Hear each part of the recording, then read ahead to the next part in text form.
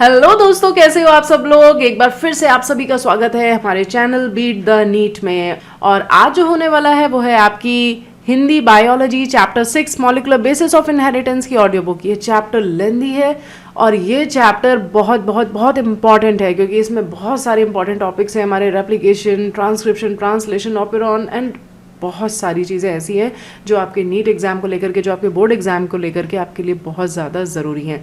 आपका इससे पहले वाला चैप्टर 5 जो था principles of inheritance and variations, वो मैंने आपका ऑलरेडी ऑडियो बुक बना दी है। जिनको नहीं पता है वो जाएं डिस्क्रिप्शन में देखें, आपको वहाँ पे उसका लिंक अवेलेबल होगा, वहाँ से जाकर के आप देख सकते हैं।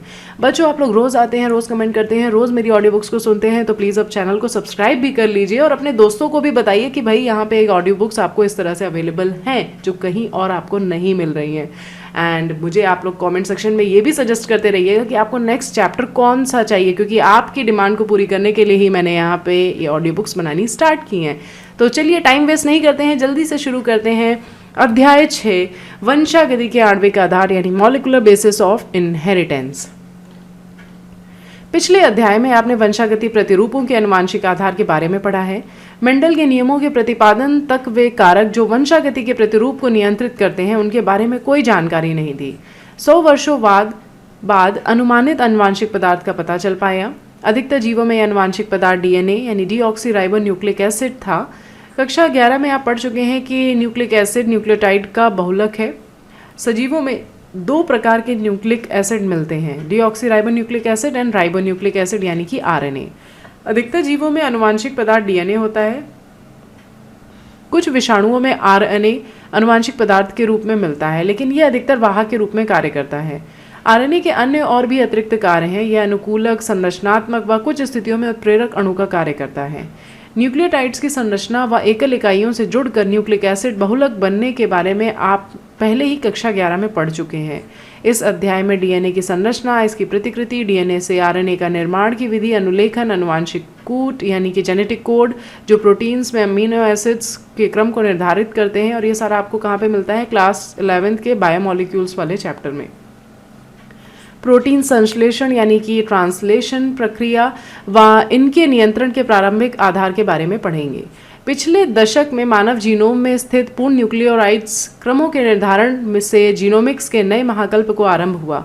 इस अध्याय के अंतिम खंड में मानव जीनोम अनुक्रम के आवश्यक पहलुओं एवं इसके परिणामों के बारे में वर्णन किया जाएगा। अपनी चर्चा की शुरुआत सबसे पहले सजीवों में मिलने वाले सर्वाधिक रुचिकर अणु डीएनए की संरचना के अध्ययन से करें। आगे के खंडों में इस बात को समझने का प्रयास करेंगे कि यह बहुतायत से मिलने वाला आनुवंशिक पदार्थ क्यों है व इसका आरएनए के साथ क्या संबंध है। 6.1 डीएनए डीऑक्सीराइबो न्यूक्लियोटाइड्स का एक लंबा बहुलक है। डीएनए की लंबाई सामान्यतया इसमें मिलने वाले न्यूक्लियोटाइड्स युग्म का संबंध क्षार युग्म से है पर निर्भर है। यह किसी भी जीव की विशेषता है। उदाहरणार्थ, एक जीवाणु भोजी जिसे 5×174 कहते हैं, इसे 5386 न्यूक्लियोटाइड्स मिले हैं। जीवाणु भोजी लैम्डा में 48502 क्षार युग्म, इश्रेकिया कोलाई में 4.6 × 10⁻6 बेस क्षार युग्म व मनुष्य के अनगुणित डीएनए में 3.3 × 10⁹ क्षार युग्म यानी बेस पेयर्स हैं। अब इस लंबे बहुलक की संरचना का वर्णन करेंगे। 6.1.1 पॉलीन्यूक्लियोटाइड श्रृंखला की संरचना। पॉलीन्यूक्लियोटाइड श्रृंखला की रासायनिक संरचना संक्षेप में निम्न है। न्यूक्लियोटाइड के 3 घटक होते हैं, नाइट्रोजनी क्षार, पेंटोज शुगर, आरएनए के मामले में राइबोज एंड डीएनए के मामले में डीऑक्सीराइबोज, और एक phosphate group.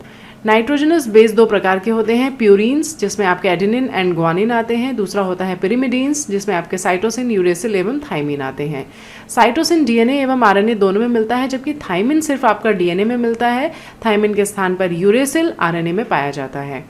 Nitrogenous bases nitrogenous glycosidic bond के द्वारा pentose sugar 1' carbon hydroxyl OH से जुड़कर न्यूक्लियोसाइड बनाता है, जैसे एडेनोसिन या डीऑक्सी एडेनोसिन, ग्वानोसिन या डीऑक्सी ग्वानोलिन, साइटिडिन या डीऑक्सी साइटिडिन व यूरिडिन व डीऑक्सी थाइमिडिन। जब फॉस्फेट समूह फॉस्फोएस्टर बॉन्ड द्वारा न्यूक्लियोसाइड के 5' कार्बन के हाइड्रोक्सिल समूह से जुड़ जाता है तो संबंधित न्यूक्लियोटाइड्स डीऑक्सी न्यूक्लियोटाइड्स उपस्थित शर्करा के प्रकार पर निर्भर है का निर्माण होता है। 2 न्यूक्लियोटाइड्स 3' to 5' फॉस्फोडाइस्टर बंध द्वारा जुड़कर डाइन्यूक्लियोटाइड का निर्माण करता है। इस तरह से कई न्यूक्लियोटाइड्स जुड़कर एक पॉलीन्यूक्लियोटाइड श्रृंखला का निर्माण करते हैं। इस तरह से निर्मित बहुलक के राइबोज शुगर कि 5 प्राइम एंड पर स्वतंत्र फॉस्फेट ग्रुप मिलता है, जिसे पॉलीन्यूक्लियोटाइड श्रृंखला का 5 प्राइम किनारा कहते हैं। ठीक इसी तरह से बहुलक के दूसरे किनारे पर शर्करा मुक्त 3 प्राइम हाइड्रोक्सिल समूह जुड़ा होता है। पॉलीन्यूक्लियोटाइड श्रृंखला का 3 प्राइम किनारा है। पॉलीन्यूक्लियोटाइड श्रृंखला के आधार का निर्माण शर्करा व फॉस्फेट से होता है। नाइट्रोजनस बेस शर्करा अंश से जुड़ा होता है जो आधार से प्रक्षेपित होता है। फिगर 6.1 एक पॉलीन्यूक्लियोटाइड श्रृंखला। आरएनए में प्रत्येक न्यूक्लियोटाइड अवशेष के राइबोस की 2 प्राइम जगह पर एक अतिरिक्त हाइड्रोक्सिल समूह स्थित होता है। आरएनए में thymine 5 prime methyl uracil thymine का दूसरा रासायनिक नाम है की जगह यूरेसिल मिलता है। फ्रेडरिक मिश्चर ने 1869 में केंद्रक में मिलने वाले अम्लीय पदार्थ डीएनए की खोज की थी। उसने इसका नाम न्यूक्लिन दिया। ऐसे लंबे संपूर्ण बहुलक को तकनीकी कमियों के कारण विलगित करना कठिन था। इस कारण से बहुत लंबे समय तक डीएनए की संरचना के बारे में स्पष्ट जानकारी नहीं थी। मॉरिस विल्किंस व रोजलिंड फ्रैंकलिन द्वारा किए गए एक्सरे निर्वर्तन आंकड़े के आधार पर 1953 में जेम्स वॉटसन व फ्रांसिस क्रिक ने डीएनए की संरचना का द्विकुंडलीय नमूना प्रस्तुत किया। उनके प्रस्तावों में पॉलीन्यूक्लियोटाइड श्रृंखलाओं के 2 लड़ियों के बीच क्षार युग्मन की उपस्थिति एक बहुत प्रमाणित श्रृंखला थी। उपरोक्त प्रस्ताव द्विकुंडलीय डीएनए के इरविन चारगाफ के परीक्षण के आधार पर भी था। इसमें बताया गया कि एडेनिन व थाइमिन तथा ग्वानिन व साइटोसिन के बीच अनुपात स्थिर व एक दूसरे के बराबर होता है। क्षार युग्मन पॉलीन्यूक्लियोटाइड श्रृंखलाओं की एक खास विशेषता है। ये श्रृंखलाएं एक दूसरे के पूरक हैं, इसलिए एक रज्जुक में स्थित क्षार क्रमों के बारे में जानकारी होने पर दूसरी रज्जुक के क्षार क्रमों की कल्पना कर सकते हैं। यदि डीएनए, इसे प्रात्यक डीएनए कहते हैं, कि प्रत्येक रज्जुक नए रज्जुक के संश्लेषण हेतु टेम्पलेट का कार्य करते हैं।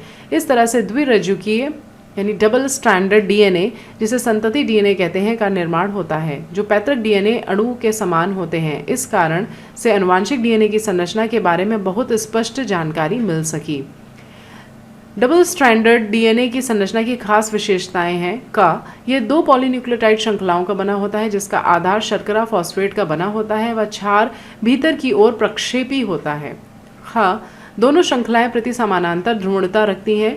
इसका मतलब एक श्रृंखला की ध्रुवणता 5 प्राइम टू 3 प्राइम डायरेक्शन होती है, दूसरे की आपकी 3 प्राइम टू 5 प्राइम डायरेक्शन की तरह होगी। दोनों रज्जुकों के क्षार आपस में हाइड्रोजन बंध द्वारा युग्मित होकर क्षार युग्मक बनाते हैं। एडेनिन व थाइमिन जो विपरीत रज्जुकों में होते हैं आपस में 2 हाइड्रोजन बंध बनाते हैं। ठीक उसी तरह से ग्वानिन साइटोसिन 3 हाइड्रोजन बंध द्वारा बनता है। यहाँ आप देख सकते हैं एडेनिन और थाइमिन के बीच में bonds and cytosine and guanine के बीच में 3 हाइड्रोजन बॉन्ड है, यहाँ पे 2 हाइड्रोजन बॉन्ड्स हैं, जिसके फलस्वरूप सदैव यूरिन के विपरीत दिशा में पिरिमिडिन होता है। इससे कुंडली के दोनों रज्जुकों के बीच लगभग समान दूरी बनी रहती है। घा दोनों श्रृंखलाएं दक्षिणवर्ती कुंडलित होती हैं। कुंडली का पिच 3.4 नैनोमीटर, 1 नैनोमीटर 1 मीटर का 10 करोड़वां भाग होता है, यानी 10⁻⁻9 मीटर के बराबर होता है। यानी 1 nanometre is equals to 10⁻⁻9 metre. यह प्रत्येक घुमाव में लगभग 10 क्षार युग्मक मिलते हैं, यानी कि 10 बेस पेयर्स होते हैं। परिणाम स्वरूप एक कुंडली में एक क्षार युग्मक के बीच लगभग 0.34 नैनोमीटर की दूरी होती है। एक बेस पेयर से दूसरे बेस पेयर के बीच की डिस्टेंस जो है वो 0.34 नैनोमीटर होती है। द्विकुंडली में एक क्षार युग्म की सतह के ऊपर दूसरे स्थित होते हैं। इसके अतिरिक्त हाइड्रोजन बंध कुंडलिनी संरचना को स्थायित्व प्रदान करते हैं। प्यूरिन व पिरिमिडीन की संरचनात्मक तुलना करो। क्या आप बता सकते हैं कि डीएनए में 2 पॉलीन्यूक्लियोटाइड श्रृंखलाओं के बीच की दूरी हमेशा लगभग समान क्यों रहती है? ये डायग्राम आप 6.3 देख सकते हैं। डीएनए की द्विकुंडलीय संरचना का प्रस्ताव यूं परिक्रमी है कि आनुवांशिक उलझाव के सरल तरीके से व्याख्या करने में सक्षम है।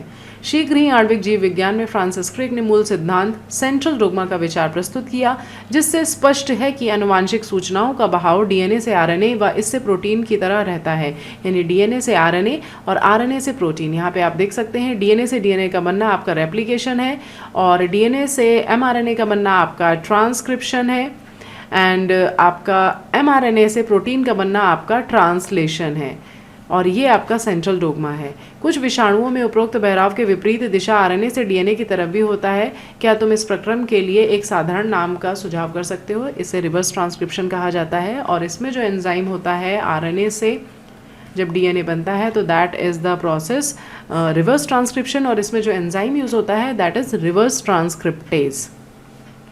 6.1.2 डीएनए कुंडली का पैकेजिंग। लगातार दो क्षारयुग्मकों के बीच की दूरी 0.34 नैनोमीटर 0.34 इंटू 10⁻⁹ मीटर मान ली जाए और यदि एक प्रारूपी स्तनधारी कोशिका में डीएनए द्विकुंडली की लंबाई की गणना साधारणतया सभी क्षारयुग्म की संख्या को लगातार दो क्षारयुग्म के बीच की दूरी से गुणा करने पर की दूरी की गणना कर सकते हैं, वह है 6.6 into 10⁹ base pair into 0.34 into 10⁻⁹ metre per base pair की जाए तो यह लगभग 2.2 मीटर के बराबर होगी। यह लंबाई प्रारूपी केंद्रक की लंबाई चौड़ाई से काफ़ी अधिक है। इस तरह एक लंबा बहुलक एक कोशिका में कैसे पैक्ड होता है। यदि ई कोलाई डीएनए की लंबाई 1.36 मिलीमीटर है तो क्या आप ई कोलाई में बेस पेयर्स की संख्या की गणना कर सकते हैं। असीम केंद्र की जैसे ई कोलाई जिसमें स्पष्ट केंद्रक नहीं मिलता है, इसके बावजूद भी डीएनए पूरी कोशिका में नहीं फैला होता। डीएनए निगेटिवली चार्ज होता है। कुछ प्रोटीन्स पॉजिटिवली चार्ज से बंद कर एक जगह पर स्थित होते हैं जिसे हम न्यूक्लियोइड कहते हैं। न्यूक्लियोइड में डीएनए बड़े लूपों में व्यवस्थित होता है जो प्रोटीन से जुड़े होते हैं। ससीम केंद्रकी या सुकेंद्रकी में यह संरचना और काफ़ी जटिल होती है। पॉजिटिवली चार्ज्ड क्षारीय प्रोटीन का समूह होता है जिसे हिस्टोन्स कहते हैं। इस प्रोटीन्स के आवेशित पार्श्व श्रृंखलाओं में स्थित अमाइनो एसिड्स की बहुलता पर निर्भर करता है। हिस्टोन्स में क्षारीय अम्लीय यानी अमाइनो एसिड्स लाइसिन व आर्जिनिन अधिक मात्रा में मिलते हैं। दोनों अमाइनो एसिड पार्श्व श्रृंखलाओं पर धनात्मक आवेश होता है। हिस्टोन व्यवस्थित होकर के 8 हिस्टोन अणुओं की एक इकाई बनाता है जिसे हिस्टोन अष्टक ऑक्टामर कहते हैं। धनात्मक आवेशित हिस्टोन अष्टक चारों तरफ से ऋणात्मक आवेशित डीएनए से सटा होता है। आपका ये हिस्टोन है और इसके चारों तरफ आपका डीएनए। हिस्टोन जो है आपका पॉजिटिवली चार्ज है और डीएनए आपका निगेटिवली चार्ज है जो उसके चारों तरफ लिपटा हुआ होता है। इसे न्यूक्लियोसोम कहते हैं। एक प्रारूपी न्यूक्लियोसोम 200 क्षारयुग्मक की डीएनए कुंडली होती है। केंद्रक में मिलने वाली एक संरचना जिस पर न्यूक्लियोसोम्स एक के बाद एक मिलते हैं उसे क्रोमैटिन कहते हैं। बच्चों बहुत जल्दी मैं आप लोगों के साथ में एनसीईआरटी का एक्सप्लेनेशन और ऑडियो बुक भी शेयर करूंगी ताकि आप लोगों को इसका एक्सप्लेनेशन भी आप बस कान में हेडफोन लगाएं और उसके बाद में आप उसको सुनते रहें और आपको साथ ही साथ में एक एक लाइन का एक्सप्लेनेशन पता हो, क्योंकि आपकी नीट एग्जाम में हर एक क्वेश्चन सीधे एनसीईआरटी से उठ करके आता है। तो मेरी कोशिश है कि मैं आप लोगों से एग्जाम के पहले वो ऑडियो बुक्स जो आपकी एक्सप्लेनेशन की है एनसीईआरटी की वो भी शेयर कर सकूं। और कुछ ऑलरेडी पहले से पढ़ी हुई हैं तो वो आप लोग जा कर के प्लेलिस्ट में चेक कर सकते हैं। जो बची हुई चैप्टर्स की हैं वो आपकी मैं जल्द से जल्द पूरी कर दूंगी। न्यूक्लियोसोम एक के बाद एक मिलते हैं उसे क्रोमैटिन कहते हैं जो केंद्रक में अभिरंजित धागे की तरह की संरचना होती है। इलेक्ट्रॉन सूक्ष्मदर्शी द्वारा देखने पर न्यूक्लियोसोम्स क्रोमैटिन जिस तरह से डोरी पर बीड्स की तरह दिखाई पड़ते हैं। चित्र 6.4 इसे बीड्स ऑन स्ट्रिंग कहा जाता है। सैद्धांतिक रूप से तुम सोच सकते हो कि एक स्तनधारी कोशिका में ऐसे न्यूक्लियोसोम की तरह की रचना संख्या क्या हो सकती है। डोरी पर बीड्स यानी कि बीड्स ऑन स्ट्रिंग सदृश संरचना क्रोमैटिन में कोष्ठित होकर क्रोमैटिन धागों का निर्माण करती है जो आगे कुंडलित व संघनित होकर कोशिका विभाजन के मध्यावस्था में गुणसूत्र का निर्माण करते हैं। उच्च स्तर पर क्रोमैटिन की पैकेजिंग हेतु अतिरिक्त प्रोटीन की आवश्यकता होती है जिसे सामूहिक रूप से गैर हिस्टोन गुणसूत्रीय प्रोटीन या non histone chromosomal protein NSC कहते हैं। एक प्रारूपी केंद्रक में कुछ जगहों पर क्रोमैटिन ढीले ढाले बंधे हल्के अभिरंजित होते हैं जिसे यू क्रोमैटिन कहते हैं। क्रोमैटिन जो काफ़ी अच्छे ढंग से बंधे होते हैं वे गाढ़े रंग के दिखाई देते हैं उसे हेट्रोक्रोमैटिन कहते हैं।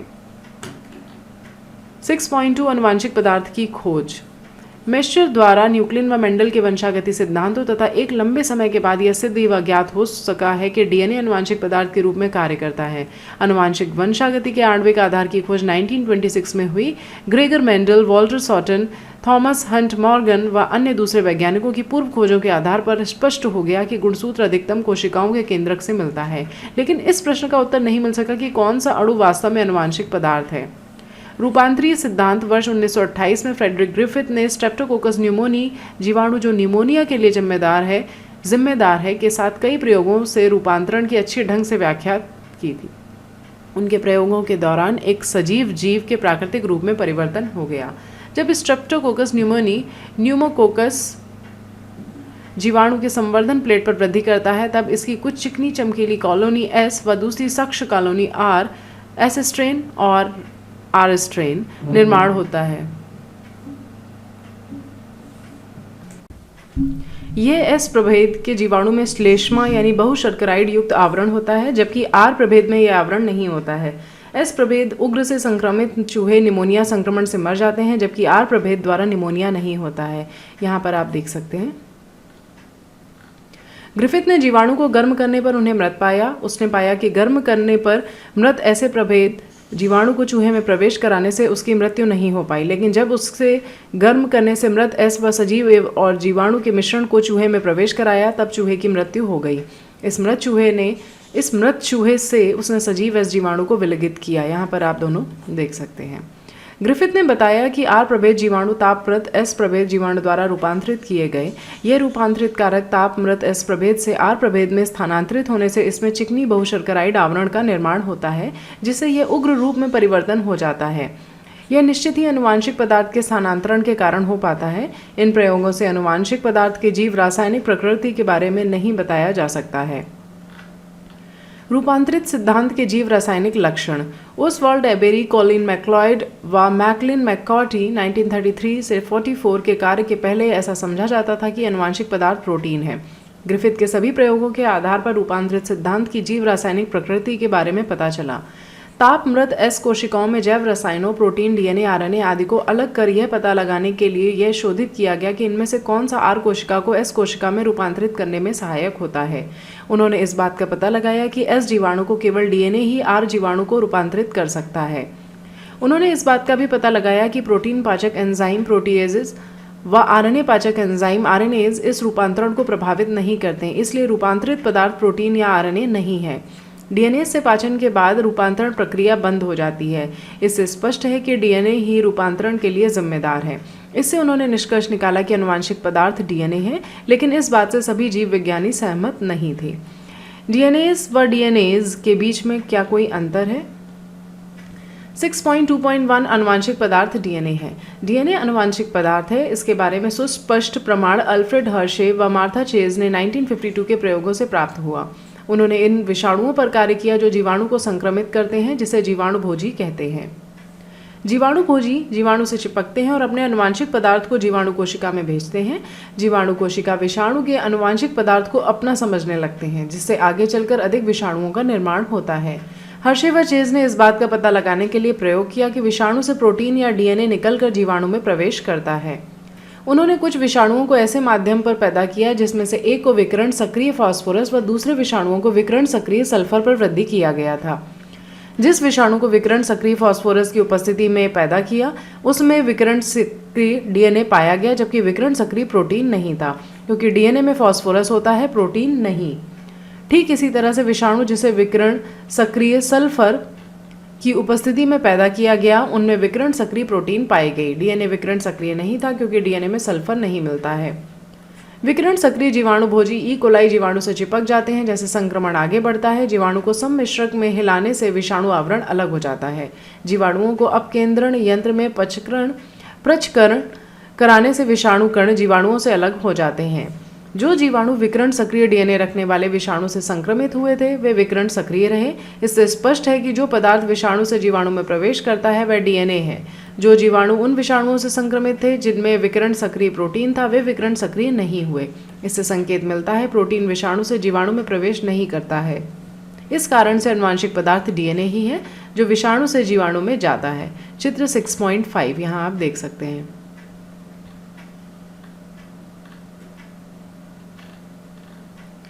6.2.2 अनुवांशिक पदार्थ के गुण डीएनए बनाम आरएनए। पिछली चर्चाओं से यह स्पष्ट है कि प्रोटीन बनाम डीएनए के बीच जो विवाद अनुवांशिक पदार्थ को लेकर था, वह अब स्पष्ट रूप से हर्शे व चेज के एक्सपेरिमेंट से सुलझ चुका है। अब वह सर्वमान्य हो चुका है कि डीएनए अनुवांशिक पदार्थ के रूप में कार्य करता है। फिर भी यह स्पष्ट हो गया कि कुछ विषाणुओं में आरएनए, जैसे tobacco mosaic virus, Q beta bacteriophage etcetera, अनुवांशिक पदार्थ हैं। कुछ प्रश्नों के उत्तर आपको देने हैं, जैसे क्यों डीएनए प्रमुख अनुवांशिक पदार्थ है जबकि आरएनए दूत व अनुकूलन जैसे सक्रिय कार्य करता है। दोनों न्यूक्लिक अम्ल अणुओं की रासायनिक संरचना में अंतर बताइए। क्या आप डीएनए व आरएनए के बीच दो रासायनिक अंतरों को बता सकते हो? एक अणु जो अनुवांशिक पदार्थ के रूप में कार्य कर सकता है, वह निम्न मानदंडों को अवश्य पूर्ण करता है। यह अपनी प्रतिकृति बनाने में सक्षम है। इसे संरचना व रासायनिक संगठन के आधार पर स्थिर होना चाहिए। इनमें धीमे परिवर्तनों यानी उत्परिवर्तन की संभावना होती है जो विकास के लिए आवश्यक है। इसे स्वयं मेंडल के लक्षण के अनुरूप अभिव्यक्त होना चाहिए। यदि कोई क्षार युग्मन पूरकता के सिद्धांत को ध्यान में रखते हुए परीक्षण करता है, तब वह पाएगा कि दोनों न्यूक्लिक अम्ल डीएनए या आरएनए में स्वयं प्रतिकृति की क्षमता होती है। सजीव तंत्र के अन्य अणुओं में जैसे प्रोटीन स्वयं प्रथम मापदंड को पूर्ण करने में असफल है। आनुवांशिक पदार्थ इतना स्थायी होना चाहिए कि जीवन चक्र की विभिन्न अवस्थाओं, उम्र या जीव की शरीर क्रिया में परिवर्तन से इसमें परिवर्तन नहीं होना चाहिए। आनुवांशिक पदार्थ का स्थायित्व उसकी एक प्रमुख विशेषता है, जो ग्रिफिथ के रूपांतरित कारक से स्पष्ट है कि जिसमें ताप से जीवाणु की मृत्यु हो जाती है, लेकिन आनुवांशिक पदार्थ की कुछ विशेषताएं नष्ट नहीं हो पाती हैं। डीएनए के परिप्रेक्ष्य में इस बात को और अच्छे ढंग से समझ सकते हैं कि डीएनए की दोनों रज्जुक एक दूसरे से पूरक होते हैं, जो गर्म करने पर एक दूसरे से अलग हो जाते हैं, लेकिन पुनः उचित स्थिति के आने पर एक दूसरे से जुड़ जाते हैं। आरएनए के प्रत्येक न्यूक्लियोटाइड पर 2' हाइड्रोक्सिल समूह मिलता है और यह क्रियाशील समूह है जिसमें आरएनए अस्थिर व आसानी से विखंडित हो जाता है। इस कारण से डीएनए रासायनिक संगठन की दृष्टि से कम सक्रिय व संरचनात्मक दृष्टि में अधिक स्थायी होता है। इस कारण दोनों न्यूक्लिक अम्ल में डीएनए एक अच्छा आनुवांशिक पदार्थ माना गया है। वास्तव में डीएनए में यूरेसिल की जगह थायमिन होने से उनमें एक अधिक स्थायित्व मिलता है। इसके बारे में विस्तृत चर्चा हेतु हमें डीएनए में होने वाले मरम्मत की प्रक्रिया को समझना होगा और आप इस प्रक्रिया के बारे में उच्च कक्षाओं में अध्ययन करेंगे। दोनों आरएनए व डीएनए उत्परिवर्तित हो सकते हैं। वास्तव में आरएनए अस्थायी व तीव्र गति से उत्परिवर्तित होता है। परिणाम स्वरूप विषाणुओं में आरएनए जीनोम मिलता है। उसकी जीवन अवधि छोटी व तेजी से उत्परिवर्तित व विकसित होने वाली होती है। आरएनए प्रोटीन संश्लेषण के लिए सीधे कूटलेखन करते हैं, इसलिए वे आसानी से लक्षण व्यक्त करते हैं। डीएनए प्रोटीन संश्लेषण के लिए आरएनए पर निर्भर है। प्रोटीन संश्लेषण की सारी व्यवस्था आरएनए से विकसित हुई। उपरोक्त चर्चाओं से स्पष्ट है कि दोनों डीएनए व आरएनए आनुवांशिक पदार्थ के रूप में कार्य करते हैं। डीएनए के अधिक स्थायी होने से वह आनुवांशिक सूचनाओं के संचय हेतु सबसे उपयोगी है। आनुवांशिक सूचनाओं के स्थानांतरण हेतु आरएनए उपयुक्त है।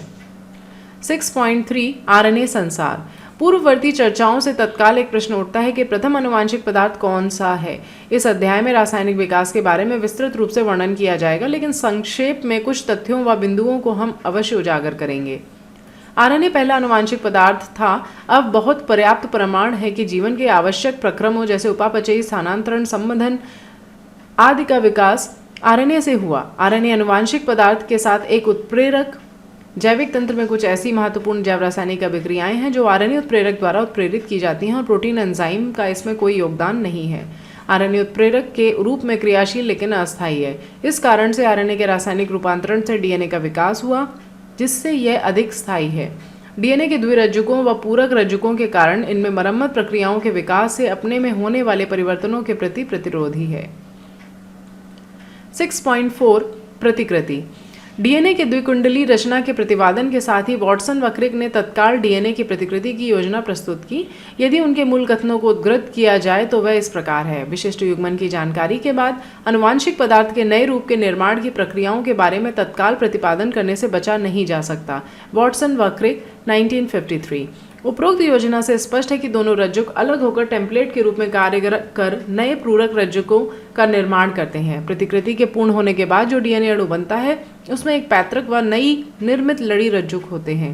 डीएनए प्रतिकृति की यह योजना अर्ध संरक्षी यानी सेमी कंजर्वेटिव कहलाती है। यहाँ पे आप चित्र 6.6 देख सकते हैं। डीएनए की अर्ध संरक्षी यानी कि सेमी कंजर्वेटिव मॉडल जो वाटसन एंड क्रिक ने दिया था। 6.4.1 प्रायोगिक प्रमाण। अब यह सिद्ध हो चुका है कि डीएनए का अर्ध संरक्षी प्रतिकृतियन इसके यानी कि सेमी कंजर्वेटिव रेप्लिकेशन इसके बारे में सर्वप्रथम जानकारी ई कोलाई से प्राप्त हुई और आगे जाकर उच्च जीवों जैसे पौधों व मानव कोशिकाओं में पता लग पाया। मेसेल्सन एंड फ्रैंकलिन स्टॉल ने 1958 में निम्न प्रयोग किया। इन्होंने ई कोलाई को ऐसे संवर्धन में विकसित किया जिसमें 15NH4Cl 15N नाइट्रोजन का भारी समस्थानिक है। अमोनिया क्लोराइड कई पीढ़ियों तक केवल नाइट्रोजन का स्रोत है, जिसके परिणाम स्वरूप नवनिर्मित डीएनए व अन्य दूसरे नाइट्रोजन युक्त यौगिकों में 15 नाइट्रोजन व्यवस्थित हो जाता है। इस भारी डीएनए अणु को सामान्य डीएनए से सोडियम क्लोराइड के घनत्व प्रवणता में अपकेंद्रीकरण करने से अलग कर सकते हैं। इसके बाद कोशिकाओं को ऐसे संवर्धन में स्थानांतरित किया गया जिसमें साधारण 14NH4Cl था व निश्चित समयांतराल पर गुणित कोशिकाओं के नमूनों को लेने पर इससे डीएनए निष्कर्षण करने पर पाया कि यह हमेशा द्विरज्जुक कुंडलियों के रूप में मिलता है। डीएनए के घनत्वों के बारे में जानकारी प्राप्त करने हेतु विभिन्न नमूनों को स्वतंत्र रूप से सीजियम ग्रेडियंट यानी CSCl ग्रेडियंट की प्रवणता पर अलग किया गया। चित्र 6.7 यहाँ पर आप देख सकते हैं मिचेल्सन एंड स्टॉल का एक्सपेरिमेंट। क्या तुम अब केंद्र बल के बारे में बता सकते हो? Centrifugal force it is. और सोचो, क्या एक अणु जो अधिक द्रव्यमान घनत्व का है तेजी से अवसाद बनाता है? इस प्रकार संवर्धन को 15N से 14N माध्यम पर एक पीढ़ी तक स्थानांतरित किया गया था, जिससे डीएनए निष्कर्षित करने पर पाया गया कि इसका घनत्व संकृत या मध्य 20 मिनट बाद प्रथम पीढ़ी ई कोलाई 20 मिनट में विभाजित होता है। डीएनए जो दूसरी पीढ़ी 40 मिनट बाद द्वितीय पीढ़ी के संवर्धन से निष्कर्षित किया गया कि समान मात्रा में संकृत डीएनए हल्के डीएनए से मिलकर बना होता है। ई कोलाई के 80 मिनट बाद वृद्धि से प्राप्त डीएनए में हल्के व संकृत डीएनए घनत्व का अनुपात होगा। ठीक इसी तरह का प्रयोग टेलेट व उनके सहयोगियों ने 1958 में वीसिया फाबा सेम पर नवनिर्मित डीएनए का गुणसूत्र में वितरण का पता लगाने के लिए विकर्ण सक्रिय थायमिडीन का प्रयोग किया। इस प्रयोग से सिद्ध हो गया कि गुणसूत्र में डीएनए अर्ध संरक्षकीय तरह से प्रतिकृति करता है। 6.4.2 कार्य प्रणाली व एंजाइम। सजीव कोशिकाओं जैसे ई कोलाई में प्रतिकृति हेतु एंजाइम के समूहों की आवश्यकता होती है। मुख्य एंजाइम जो डीएनए पर निर्भर हैं वे डीएनए पॉलीमरेज हैं। यह डीएनए टेम्पलेट का उपयोग डीऑक्सी न्यूक्लियोराइड के बहुकलन को उत्प्रेरित करता है। यह एंजाइम काफ़ी प्रभावी है क्योंकि बहुत ही कम समय में अधिक संख्या में न्यूक्लियोटाइड्स के बहुलकन को उत्प्रेरित करता है। कल्पना करो कि ई कोलाई में 4.6 × 10⁶ बेस पेयर्स मिलते हैं, जिनमें प्रतिकृति प्रक्रिया के पूर्ण होने में 18 मिनट्स लगते हैं। इसका मतलब बहुलकीकरण की औसत दर लगभग 2000 बेस पेयर प्रति सेकंड है। ये केवल बहुलकीकरण को तेजी नहीं करते बल्कि अधिक शुद्धता के साथ अभिक्रिया को उत्प्रेरित भी करते हैं। प्रतिकृति में किसी भी तरह की गलती के परिणाम स्वरूप उत्परिवर्तन होता है। इसके अतिरिक्त ऊर्जा की दृष्टि से प्रतिकृति एक महंगी प्रक्रिया है। Replication it is. अतः डीऑक्सीराइबोन्यूक्लियोसाइड ट्राइफॉस्फेट दोहरे उद्देश्य पूर्ति करता है। इसके अतिरिक्त अवस्तर की तरह कार्य करते हुए बहुलकीकरण अभिक्रिया के लिए ऊर्जा प्रदान करता है। एटीपी की तरह डीऑक्सी न्यूक्लियोसाइड ट्राइफॉस्फेट में 2 टर्मिनल फॉस्फेट उच्च ऊर्जा वाले फॉस्फेट हैं। अतः डीऑक्सीराइबोन्यूक्लियोसाइड ट्राइफॉस्फेट दोहरे उद्देश्य की पूर्ति करता है। इसके अतिरिक्त अवस्तर की तरह कार्य करते हुए बहुलकीकरण अभिक्रिया के लिए ऊर्जा प्रदान करता है। एटीपी की तरह डीऑक्सी न्यूक्लियोसाइड ट्राइफॉस्फेट में 2 टर्मिनल फॉस्फेट उच्च ऊर्जा वाले फॉस्फेट हैं। अधिक शुद्धता के साथ प्रतिकृति प्रक्रम को पूरा करने हेतु डीएनए पर निर्भर डीएनए पॉलीमरेज के साथ अन्य एंजाइम की आवश्यकता होती है। लंबे डीएनए अणुओं के दोनों रज्जुक एक साथ पृथक नहीं होते क्योंकि इसके लिए अधिक ऊर्जा की आवश्यकता होती है। प्रतिकृति हेतु डीएनए कुंडलनी छोटे छोटे भाग में खुलते हैं, जिसे प्रतिकृति द्विशाख कहते हैं। डीएनए पर निर्भर डीएनए पॉलीमरेज बहुलकन केवल एक दिशा 5' से 3' की ओर उत्प्रेरित करता है। यह प्रतिकृति द्विशाख पर कुछ जटिलता पैदा करती है। फलस्वरूप 3' to 5' ध्रुवता वाली टेम्पलेट की लड़ी पर प्रतिकृत सतत होता है, जबकि दूसरी लड़ी 3' to 5' ध्रुवता वाली टेम्पलेट पर यह असतत होता है। तत्पश्चात यह सतत रूप से संश्लेषित खंड एंजाइम डीएनए लाइगेज द्वारा आपस में जुड़ जाते हैं। डीएनए पॉलीमरेज स्वयं प्रतिकृति प्रक्रम की शुरुआत नहीं कर सकते। प्रतिकृति डीएनए के किसी भी जगह पर प्रतिकृति क्रमहीन प्रारंभ नहीं होती है। ई कोलाई के डीएनए में कुछ निश्चित स्थान होते हैं जहां से प्रतिकृति की शुरुआत होती है। इन जगहों को प्रतिकृति का स्थल नामकरण दिया गया है। इस कारण से प्रतिकृति की शुरुआत के लिए आवश्यक डीएनए खंडों की प्राप्ति पुनर्योगज डीएनए विधि से द्वारा होती है, जिसमें संवाहक की आवश्यकता होती है। संवाहक से प्रतिकृति की शुरुआत होती है। मूल की प्रकृति और इस जगह पर होने वाले प्रक्रमों के बारे में आप विस्तृत रूप से उच्च कक्षाओं में पढ़ेंगे। प्रतिकृति के बारे में अभी विस्तृत रूप से पूर्ण जानकारी नहीं है। ससीम केंद्रकी सुकेंद्रकी में डीएनए की प्रतिकृति कोशिका चक्र के एस प्रवस्था में होती है। डीएनए की प्रतिकृति व कोशिका विभाजन चक्र काफी संभावित ढंग से होती है। डीएनए प्रतिकृति के बाद कोशिका विभाजन न होने के कारण बहुगुणिता पॉलीप्लॉइडी की स्थिति उत्पन्न होती है। इनमें से कुछ प्रक्रमों के बारे में विस्तृत रूप से आप उच्च कक्षाओं में पढ़ेंगे। 6.5 अनुलेखन यानी ट्रांसक्रिप्शन। डीएनए की एक रज्जुक से आनुवांशिक सूचनाओं का आरएनए में प्रतिलिपिकरण करने की प्रक्रिया को ट्रांसक्रिप्शन कहते हैं। यह भी पूरकता का सिद्धांत ट्रांसक्रिप्शन प्रक्रम को नियंत्रित करता है, जिसमें एडेनोसिन थायमिन की जगह पर यूरेसिल के साथ क्षार युग्म बनाता है। यद्यपि प्रतिकृति प्रक्रम के विपरीत किसी जीव के कुल डीएनए द्विगुणित होकर अनुलेखन के दौरान अपना एक रज्जुक आरएनए के साथ मिलाकर उसी का रूप ले लेता है। इससे डीएनए की लड़ी व जगहों का पता चलता है जो अनुलेखन में भाग लेते हैं। अनुलेखन के दौरान दोनों रज्जुकों के प्रतिलिपिकरण क्यों नहीं होती? इसका साधारण सा उत्तर है, प्रथम दोनों रज्जुक टेम्पलेट के रूप में कार्य करते हैं, तब उनसे विभिन्न अनुक्रमों वाले आरएनए अणुओं का अनुलेखन होता है। याद रखो, पूरकता का मतलब समानता नहीं है। यदि प्रोटीन का कूटलेखन करते हैं तब प्रोटीन में मिलने वाले अमाइनो एसिड का अनुक्रम भिन्न होगा। यदि इसी डीएनए के भाग दो भिन्न प्रोटीन के कूटलेखन करता है तब आनुवांशिक पथ सूचना स्थानांतरण तंत्र द्वारा जटिलता उत्पन्न करती है। दूसरे साथ साथ दोनों आरएनए अणुओं से जो एक दूसरे के पूरक हैं, इनके निर्माण से द्विरज्जुक आरएनए का निर्माण होगा।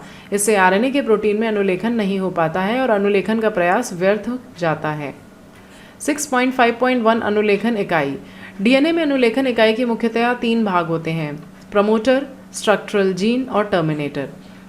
ट्रांसक्रिप्शन इकाई की संरचनात्मक जीन डीएनए में द्विरज्जुक का ही भाग है। चूंकि रज्जुक विपरीत ध्रुवत्व की ओर होते हैं, इसलिए डीएनए निर्भर आरएनए पॉलीमरेज बहुलोकन केवल एक दिशा 5 प्राइम से 3 प्राइम की ओर उत्प्रेरित होते हैं।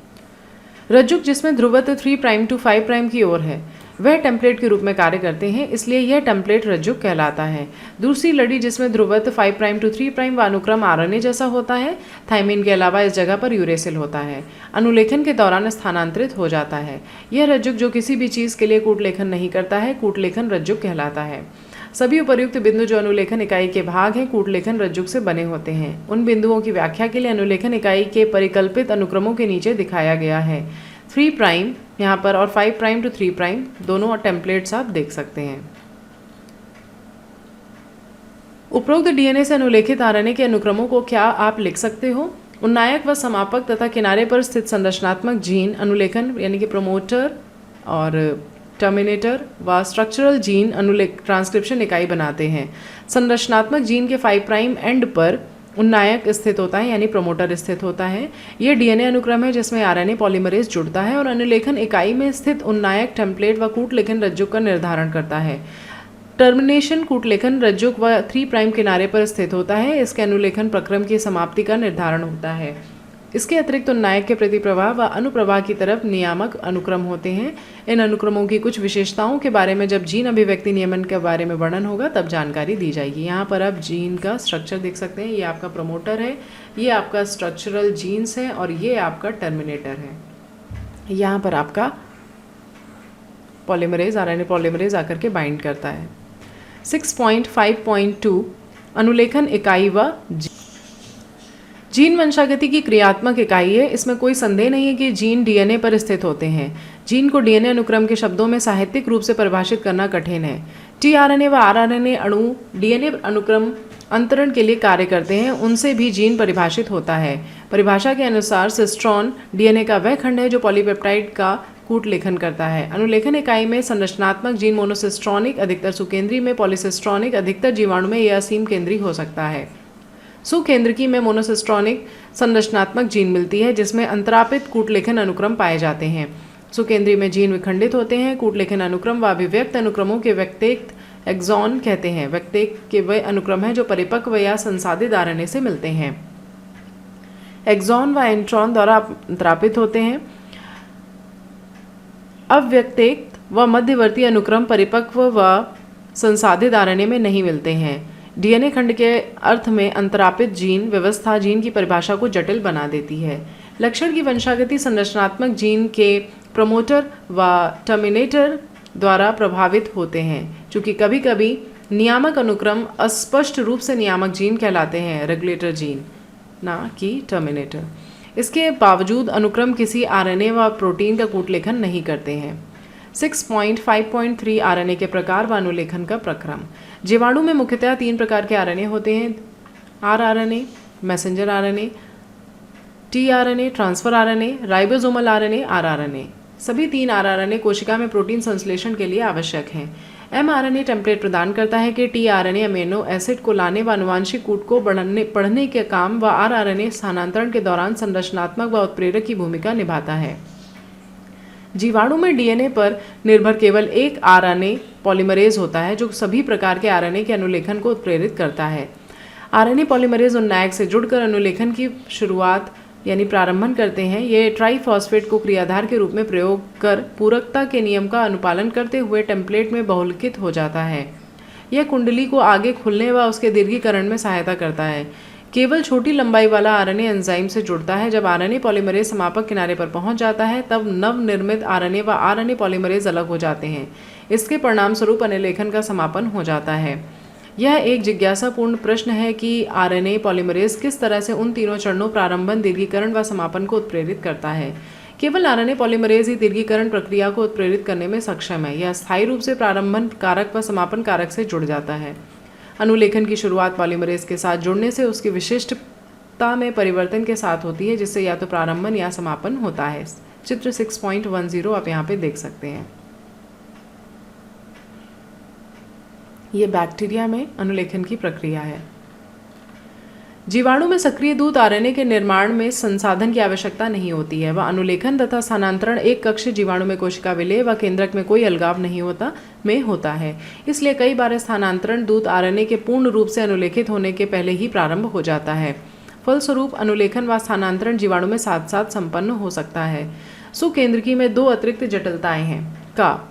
केंद्रक अंगकों में मिलने वाले पॉलीमरेज के अतिरिक्त में कम से कम 3 प्रकार के आरएनए पॉलीमरेज मिलते हैं। इनमें कार्यों का स्पष्ट विभाजन RNA polymerase 1 ribosomal rRNA 28S, 18S व 5.8S को अनुलेखित करता है, जबकि आरएनए पॉलीमरेज 3 अंतरण आरएनए टीआरएनए 5SR आरएनए व SN आरएनए छोटा केंद्रकीय आरएनए के अनुलेखन के लिए जिम्मेदार है।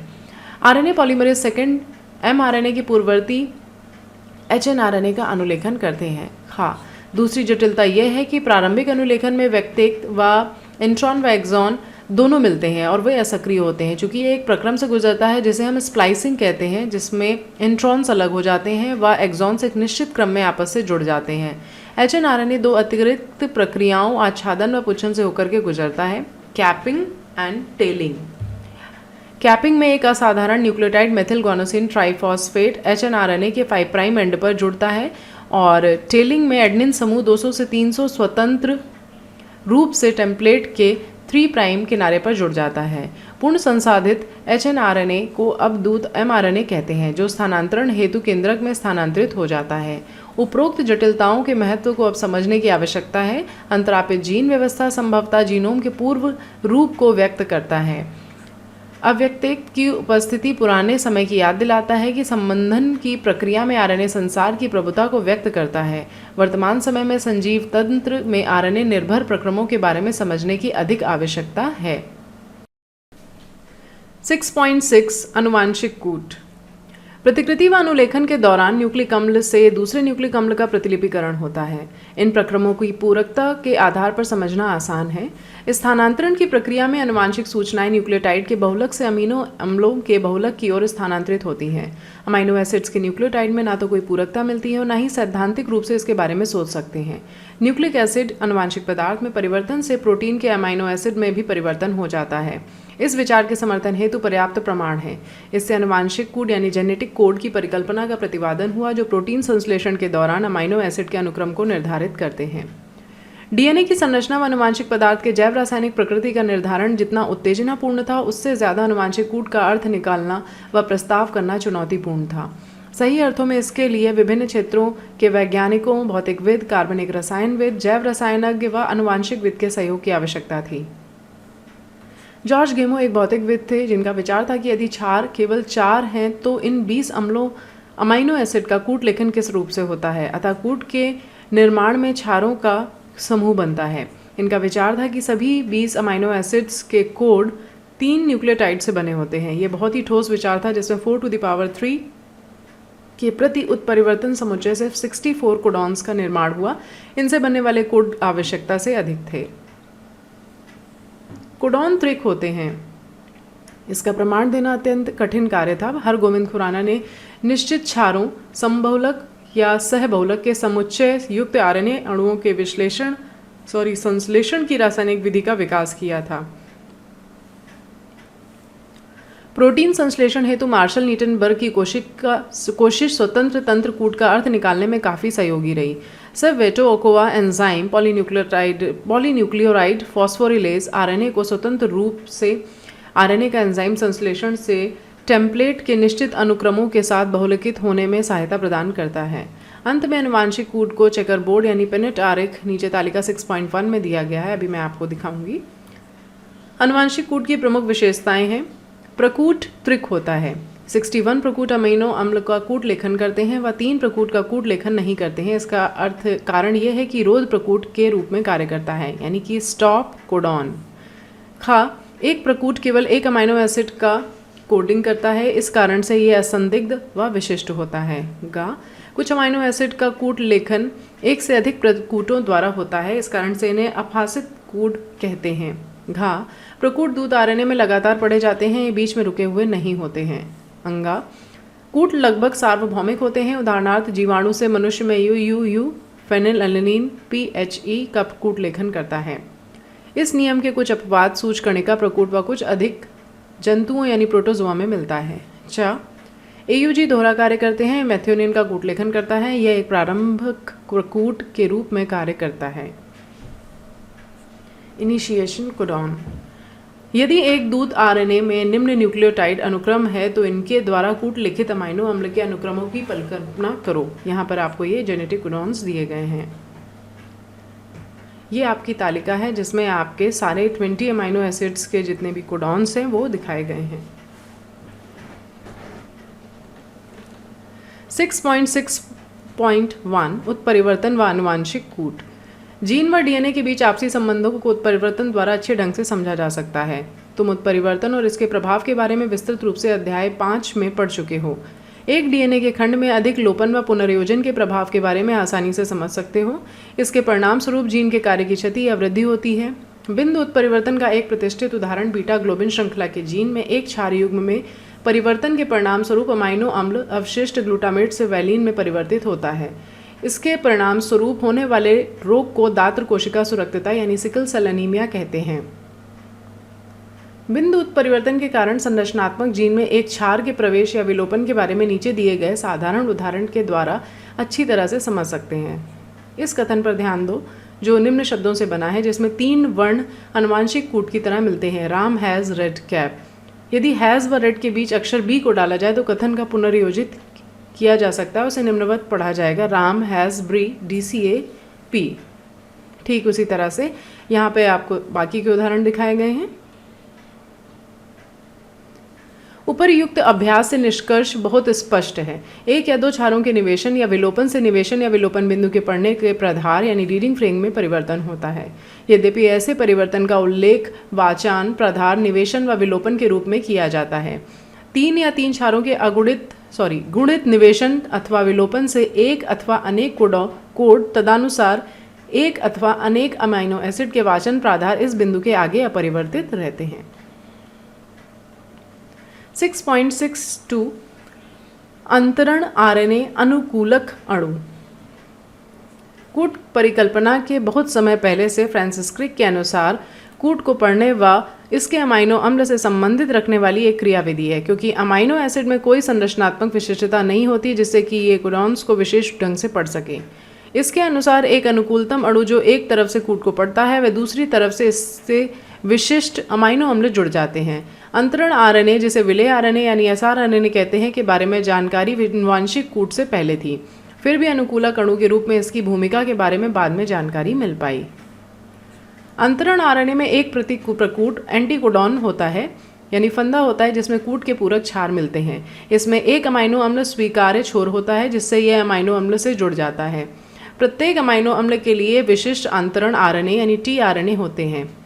प्रारंभन हेतु दूसरा विशिष्ट अंतरण आरएनए होता है जिसे प्रारंभक अंतरण आरएनए कहते हैं। रोध प्रकूट के लिए कोई अंतरण आरएनए नहीं होता है। उपरोक्त चित्र में अंतरण आरएनए की द्वितीयक संरचना दर्शाई गई है जो क्लोवर की पत्ती की तरह दिखाई देती है। वास्तविक संरचना के अनुसार अंतरण आरएनए सघन अणु है जो उल्टे एल की तरह दिखाई देता है। 6.7 स्थानांतरण यानी रूपांतरण। स्थानांतरण या रूपांतरण वह प्रक्रिया है जिसमें अमीनो एसिड्स के बहुलकन से पॉलीपेप्टाइड का निर्माण होता है। अमीनो अम्ल में के क्रम व अनुक्रम दूध आरएनए में पाए जाने वाले क्षारों के अनुक्रम पर निर्भर करता है। यहाँ चित्र 6.13 आप देख सकते हैं, यह स्थानांतरण है। अमीनो एसिड पेप्टाइड बंध द्वारा जुड़े रहते हैं। पेप्टाइड बंध के निर्माण में ऊर्जा की आवश्यकता होती है। इस कारण से प्रथम प्रावस्था में अमीनो अम्ल स्वयं एटीपी की उपस्थिति में सक्रिय हो जाते हैं व सजातीय अंतरण आरएनए से जुड़ जाते हैं। इस प्रक्रिया को अधिक स्पष्ट रूप से अंतरण आरएनए का आवेशीकरण या अंतरण आरएनए अमीनो एसाइलेशन कहते हैं। इस तरह से आवेशित दो अंतरण आरएनए का एक दूसरे से काफ़ी पास में आने से उनमें पेप्टाइड बंध का निर्माण होता है। उत्प्रेरक की उपस्थिति में पेप्टाइड बंध बनने की दर बढ़ जाती है।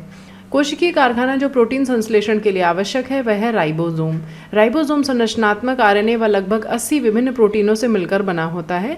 यह अपनी निष्क्रिय अवस्था में दो उप एककों को एक बड़ी व उप एकक व एक छोटी उप एकक से मिलकर बना होता है। जब छोटा उप एकक दूध आरएनए में मिलता है तब दूध आरएनए का प्रोटीन में स्थानांतरण की प्रक्रिया शुरू हो जाती है। बड़े उपा एकक में दो स्थल होते हैं जिससे बाद में अमीनो एसिड जुड़कर एक दूसरे के काफ़ी पास में आ जाते हैं, जिससे पॉलीपेप्टाइड बंध बन जाता है। राइबोसोम पेप्टाइड बंध के निर्माण में उत्प्रेरक का काम करता है। दूध आरएनए में स्थानांतरण इकाई आरएनए का अनुक्रम है जिसके किनारों पर प्रारंभिक प्रकूट आईयूजी स्टार्ट कोडॉन व रोध यानी स्टॉप कोडॉन मिलते हैं जो पॉलीपेप्टाइड का कूट लेखन करते हैं। दूध आरएनए में कुछ अतिरिक्त अनुक्रम होते हैं जो स्थानांतरित नहीं होते हैं, उन्हें अस्थानांतरित स्थल यानी अनट्रांसलेटेड रीजन यानी यूटीआर कहते हैं। यूटीआर दोनों 5 प्राइम एंड व 3 प्राइम एंड पर स्थित होता है। यह प्रभावी स्थानांतरण प्रक्रिया के लिए आवश्यक है। प्रारंभन हेतु राइबोसोम दूध आरएनए के प्रारंभक कूट यानी एयूजी से बनता है जिसकी पहचान प्रारंभक अंतरण आरएनए द्वारा की जाती है। राइबोसोम इसके बाद प्रोटीन संश्लेषण की दीर्घीकरण प्रवस्था की ओर बढ़ता है। इस अवस्था में अमीनो एसिड अंतरण आरएनए से जुड़कर एक जटिल रचना का निर्माण करते हैं जो आगे चलकर अंतरण आरएनए के प्रति प्रकूट यानी एंटीकोडॉन से पूरक क्षार युग्म बनाकर दूध आरएनए के उचित प्रकूट से जुड़ जाते हैं। राइबोसोम दूध आरएनए के साथ एक प्रकूट से दूसरे प्रकूट की ओर जाता है। एक के बाद एक अमीनो अम्लों के जुड़ने से पॉलीपेप्टाइड अनुक्रमों का स्थानांतरण होता है जो डीएनए द्वारा निर्देशित व दूध आरएनए द्वारा निरूपित होते हैं। अंत में विमोचक कारक का रोध प्रकूट से जुड़ने से स्थानांतरण प्रक्रिया का समापन हो जाता है व राइबोसोम से पूर्ण पॉलीपेप्टाइड अलग हो जाते हैं। 6.8 जीन अभिव्यक्ति का नियमन। जीन अभिव्यक्ति का नियमन बहुत व्यापक अर्थ है जो विभिन्न स्तरों पर होती है। जीन अभिव्यक्ति के परिणाम स्वरूप पॉलीपेप्टाइड का निर्माण होता है जिसे कई स्तरों पर नियमित कर सकते हैं। सुकेंद्रकी में नियमन कई स्तर पर हो सकता है। का अनुलेखन स्तर, खा संसाधन स्तर, गा दूध आरएनए के केंद्रक व कोशिका प्रवण में, घा स्थानांतरीय स्तर। जीन कोशिका में अभिव्यक्त होकर एक विशेष कार्य या निश्चित कार्य को संपन्न करते हैं। उदाहरणार्थ ई कोलाई में स्थित एंजाइम बीटा गैलेक्टोसाइडेज डाइसैकेराइज लैक्टोज का जल अपघटन कर गैलेक्टोज व ग्लूकोज का निर्माण करते हैं जिसे जीवाणु ऊर्जा के स्रोत के रूप में प्रयोग करते हैं। लैक्टोज जो जीवाणु की ऊर्जा स्रोत है जो कि अनुपस्थिति में बीटा गैलेक्टोसाइडेज एंजाइम का संश्लेषण नहीं होता है।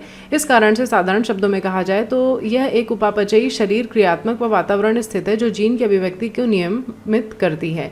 एक भ्रूण का वयस्क जीव में विकास व विभेदन जीन की विभिन्न समूहों की अभिव्यक्ति समन्वित नियमन का परिणाम है। असीम केंद्रकी में जीन अभिव्यक्ति के नियंत्रक के लिए कुछ ऐसे प्रभावी स्थल होते हैं जो अनुलेखन प्रारंभन की दर को नियमित करते हैं। अनुलेखन इकाई में एक निश्चित उन्नायक के साथ आरएनए पॉलीमरेज की क्रियाशीलता अतिरिक्त प्रोटीन से पारस्परिक क्रिया द्वारा उसे नियमित होती है जो प्रारंभक स्थल के पहचान में इसे सहयोग देते हैं। यह नियामक प्रोटीन सहयोगात्मक सक्रिय एक्टिवेटर या असहयोगात्मक दमनकारी रिप्रेशर दोनों रूप में कार्य कर सकते हैं। असीम केंद्र की डीएनए में उन्नायक स्थल की उपलब्धता प्रोटीन की विशेष अनुक्रमों जैसे प्रचालक ऑपरेटर कहते हैं से अन्योन्य क्रिया द्वारा नियमित होती रहती है। अधिकतर प्रचालक ऑपेरॉन में प्रचालक स्थल उन्नायक भाग के पास में ही स्थित होता है और अधिकतर स्थिति में प्रचालक के अनुक्रम दमनकारी प्रोटीन से बंध जाते हैं। प्रत्येक ऑपेरॉन का अपना विशिष्ट प्रचालक व दमनकारी होता है। उदाहरणार्थ लैक ऑपेरॉन केवल लैक प्रचालक यानी कि LAC ऑपरेटर में मिलता है या विशेष रूप से LAC रिप्रेसर से आपसी क्रिया करता है। 6.8.1 लैक ऑपेरॉन। लैक ऑपेरॉन के बारे में स्पष्ट जानकारी अनुवांशिकी फ्रैंकस जैकब व जैव रसायनविक जैक्वे मोनॉड के आपसी प्रयास से हो पाई। इन्होंने पहली बार अनुलेखनीय नियमित तंत्र के बारे में बताया। लैक ऑपेरॉन में पॉलीसिस्ट्रॉनिक संरचनात्मक जीन का नियमन एक सामान्य उन्नायक व नियामक जीन द्वारा होता है। इस तरह की व्यवस्था जीवाणु में बहुत सामान्य है जिसे ऑपेरॉन कहते हैं। ऐसे कुछ उदाहरण हैं LC ऑप्टॉन, ट्रिप प्रचालक, TRP operon, ARN operon, HIS operon, BIL operon आदि। लैक ऑपेरॉन एक नियमित जीन इकाई आई जीन, यहाँ आई का मतलब प्रेरक इंड्यूसर नहीं है बल्कि यह शब्द मंदक से किया गया है और 3 संरचनात्मक जीन से मिलकर बना होता है। आई जीन लैक प्रचालक के दमनकारी का कूट लेखन करता है। Z जीन बीटा गैलेक्टोसाइडेज यानी बीटा गैल का कूट लेखन करता है जो डाइसैकेटाइड लैक्टोज के जल विघटन से एकलक इकाई गैलेक्टोज व ग्लूकोज का निर्माण करता है।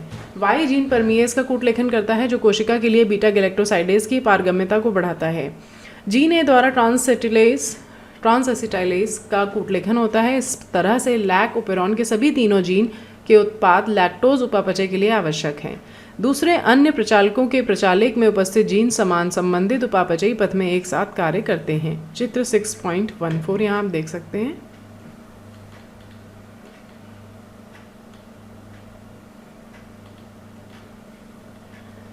लैक्टोज एंजाइम बीटा गैलेक्टोसाइडेज के लिए क्रियाधार का काम करता है जो प्रचालक की सक्रियता के आरंभ या निष्क्रियता यानी ऑन या ऑफ को नियमित करता है। इसे प्रेरक कहते हैं। सबसे उपयुक्त कार्बन स्रोत ग्लूकोज की अनुपस्थिति में यदि जीवाणु के संवर्धन माध्यम में लैक्टोज डाल दिया जाता है तब परमिएट की क्रिया द्वारा लैक्टोज कोशिका के अंदर अभिगमन करता है। इसके बाद लैक्टोज प्रचालक को निम्न ढंग से प्रेरित करता है। प्रचालक की दमनकारी आई जीन द्वारा संश्लेषित होता है। दमनकारी प्रोटीन प्रचालक के प्रचालक स्थल से बंध कर आरएनए पॉलीमरेज को निष्क्रिय कर देता है जिसे प्रचालक अनुलेखित नहीं हो पाता। प्रेरक जिसे लैक्टोज या एलोलैक्टोज की उपस्थिति में दमनकारी प्रेरक से क्रिया कर निष्क्रियित हो जाता है। इसके फलस्वरूप आरएनए पॉलीमरेज उन्नायक से बंध कर अनुलेखन की शुरुआत करता है। लैक प्रचालक के नियमन को इसके क्रियाधार द्वारा एंजाइम के संश्लेषण के रूप में निरूपित किया जा सकता है। याद रखो, लैक प्रचालक किए ग्लूकोज या गैलेक्टोज प्रेरक के रूप में कार्य नहीं कर सकता। क्या तुम बता सकते हो कि लैक्टोज की उपस्थिति में कब तक लैक प्रचालक अभिव्यक्त हो सकता है? दमनकारी द्वारा लैक प्रचालक के नियमन को ऋणात्मक नियमन यानी नेगेटिव रेगुलेशन कहते हैं। लैक प्रचालक धनात्मक नियमन यानी पॉजिटिव रेगुलेशन के नियंत्रण में भी होता है, लेकिन इस स्तर पर अभी इस बारे में चर्चा नहीं की जाएगी। 6.9 ह्यूमन जीनोम प्रोजेक्ट। पिछले खंडों में तुम पढ़ चुके हो कि डीएनए में मिलने वाले क्षारों का अनुक्रम किसी भी जीव की आनुवांशिक सूचना का निर्धारण करता है। दूसरे शब्दों में किसी भी जीव की आनुवांशिक व्यवस्था उसके डीएनए में मिलने वाले अनुक्रम से निर्धारित होती है। दो विभिन्न व्यक्तियों में मिलने वाला डीएनए अनुक्रम कुछ जगहों पर भिन्न भिन्न होता है। ये कल्पनाएं मानव जीवों में मिलने वाले पूर्ण डीएनए अनुक्रम के बारे में पता लगाने के लिए विवश करती है। आनुवांशिक अभियांत्रिक तकनीकों के विकास से किसी भी डीएनए खंड को विलगित या क्लोन किया जा सकता है व डीएनए अनुक्रमों को शीघ्र जानने के लिए साधारण तकनीकी के विकास से 1990 में मानव जीनोम के अनुक्रमों को पता लगाने के लिए एक महत्वाकांक्षी योजना की शुरुआत हुई। मानव जीनोम योजना महायोजना यानी मेगा प्रोजेक्ट कहलाती है। यदि इसकी योजना के उद्देश्यों को ध्यान दे तो इसके विस्तार व आवश्यकता के बारे में परिकल्पना या कल्पना कर सकते हैं। मानव जीनोम में लगभग 3 × 10⁹ बेस पेयर्स मिलते हैं। यदि अनुक्रम जानने के लिए प्रति क्षार $3 अमेरिकन खर्च होते हैं तो पूरी योजना में खर्च होने वाली लागत लगभग $9 बिलियन अमेरिकी होगा। प्राप्त अनुक्रमों को टंकणित रूप में किताब में संग्रहित किया जाए जिसके प्रत्येक पृष्ठ में 1000 अक्षर हों तो इस प्रकार इस किताब में 1000 पृष्ठ होंगे। तब इस तरह से एक मानव कोशिका के डीएनए सूचनाओं को संकलित करने हेतु 3300 किताबों की आवश्यकता होगी। इस प्रकार बड़ी संख्या में आंकड़ों की प्राप्ति के लिए उच्च गतिकीय संगणक साधन की आवश्यकता होगी जिससे आंकड़ों के संग्रह, विश्लेषण व पुनः उपयोग में सहायता मिलती है। एचजीपी के बारे में जानकारी जीव विज्ञान के इस नए क्षेत्र का तेजी से विस्तार में संभव हो पाया है जिसे जैव सूचना विज्ञान यानी बायो इन्फॉर्मेटिक्स कहते हैं। एचजीपी के लक्ष्य का मानव डीएनए में मिलने वाले एचजीपी के कुछ महत्वपूर्ण लक्ष्य निम्नलिखित हैं। लगभग 20,000 से 25,000 सभी जीनों के बारे में पता लगाना। मानव डीएनए को बनाने वाले 3 बिलियन रासायनिक बेस पेयर्स के अनुक्रमों को निर्धारित करना। उपरोक्त जानकारी को आंकड़ों के रूप में संग्रहित करना। आंकड़ों के विश्लेषण हेतु नई तकनीकी का सुधार करना। योजना द्वारा उठने वाले नैतिक, कानूनी व सामाजिक मुद्दों के बारे में विचार करना। मानव जीनोम परियोजना 13 वर्ष की योजना का जिसे अमेरिकी ऊर्जा विभाग व राष्ट्रीय स्वास्थ्य संसाधन द्वारा सहयोग प्राप्त था। प्रारंभिक वर्षों में वेलकम न्यास की एचजीपी में भागीदारी थी। बाद में जापान, फ्रांस, जर्मनी, चीन व अन्य देशों द्वारा सहयोग प्रदान किया गया। यह योजना 2003 में पूर्ण हो गई। विभिन्न व्यक्तियों में मिलने वाले डीएनए की विभिन्नता के बारे में प्राप्त जानकारी से मानव मिलने वाले 1000 अनियमितताओं के बारे में पहचानने, उपचार करने व कुछ हद तक उनको रोकने में सहायता मिलती है। इसके अतिरिक्त मानव जीव विज्ञान के सुरागों को समझने, अमानवीय जीवों के डीएनए अनुक्रमों की प्राप्त जानकारी के आधार पर उनकी प्राकृतिक क्षमताओं का उपयोग कर स्वास्थ्य सुरक्षा, कृषि, ऊर्जा उत्पादन व पर्यावरण सुधार की दिशा में उठने वाली चुनौतियों को हल किया जा सकता है। कई मानवीय प्रतिरूप जीवों जैसे जीवाणु, ईस्ट और स्वतंत्र अरोगजनक सूत्रकृमि, ड्रोसोफिला, धान व रेबडोप्सिस आदि के अनुक्रमों के बारे में जानकारी प्राप्त हुई। कार्य प्रणालियाँ। इन विधियों में दो महत्वपूर्ण तरीकों का उपयोग किया गया है। पहले प्रयास में उन सभी जीन जो आरएनए के रूप में व्यक्त होते हैं उनके बारे में ध्यान देना, इसे व्यक्त अनुक्रम घुंडी यानी एक्सप्रेस्ड सीक्वेंस टैग्स ESTs। दूसरा प्रयास यह है कि जीन में मिलने वाले सभी जीनोम के व्यक्तिक व अव्यक्तित अनुक्रमों की जानकारी प्राप्त कर उनके कार्यों को निर्धारित करना, इसे अनुक्रम टिप्पण या सीक्वेंस एनोटेशन कहते हैं। कोशिका की पूर्ण डीएनए में स्थित अनुक्रमों की जानकारी के लिए पहले इसे विलिखित कर छोटे छोटे यादृच्छिक खंड, याद करो डीएनए एक बहुत लंबा बहुलक है, इस कारण से डीएनए के लंबे टुकड़ों को अनुक्रमण में परेशानी होती है। छोटे टुकड़ों को बनाकर संवाहकों का उपयोग उचित आतिथ्य में भेज देते हैं। क्लोनिंग प्रत्येक डीएनए के प्रवर्धन में सहायता करता है, जिससे इस अनुक्रमों के बारे में जानकारी मिलना आसान हो जाता है। सामान्यतया उपयोगी आतिथेय जीवाणु व ईस्ट हैं, जो संवाहकों को BAC यानी जीवाणु कृत्रिम गुणसूत्र बैक्टीरियल आर्टिफिशियल क्रोमोसोम व YAC ईस्ट कृत्रिम गुणसूत्र ईस्ट आर्टिफिशियल क्रोमोसोम कहते हैं। खंडों को स्वचालित डीएनए अनुक्रमक जो फ्रेडरिक सेंगर द्वारा विकसित विधि के सिद्धांत पर कार्य करता है का उपयोग कर अनुक्रमण करते हैं। प्रोटीन में अमीनो एसिड के अनुक्रमों को निर्धारित करने वाली विधि के विकास का श्रेय भी सेंगर को ही जाता है। इन अनुक्रमों को एक दूसरे में स्थित ओवरलैपिंग के आधार पर व्यवस्थित करते हैं। अनुक्रमण हेतु अंशछादन खंडों का निर्माण होना आवश्यक है। इन अनुक्रमों को मनुष्य द्वारा पंक्तिबद्ध करना संभव नहीं है, इस कारण से कंप्यूटर आधारित विशेष प्रोग्राम के विकास की आवश्यकता है। बाद में इन अनुक्रमों की टिप्पणी कर प्रत्येक गुणसूत्र के साथ निर्धारित किया गया।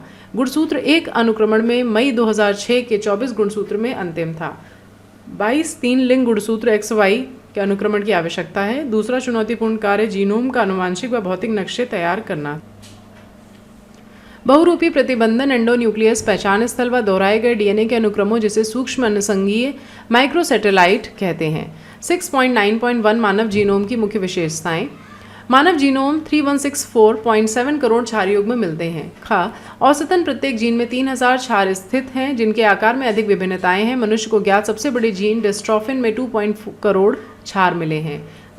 जीन की संख्या 30,000 है, जो पहले की अनुमानित संख्या 80,000 से 1,40,000 से काफ़ी कम है।